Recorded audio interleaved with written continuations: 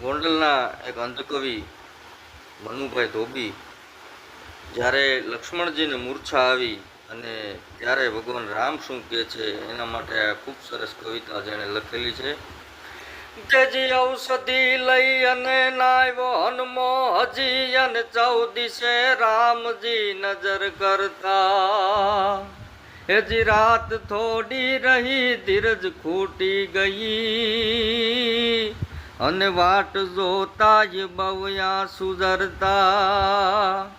હજી ભાણ ઉદય થશે મૂર્છા નહીં વળે અને વીર લક્ષ્મણ તણા પ્રાણ જાશે બંધુ મારો જતા પ્રાણ મારા જશે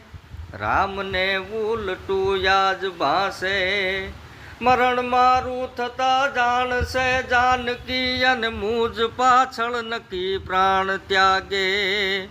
આ બધું સાંભળી દુઃખ વધશે ઘણું અને માતને ભરતનો દેહ પડશે।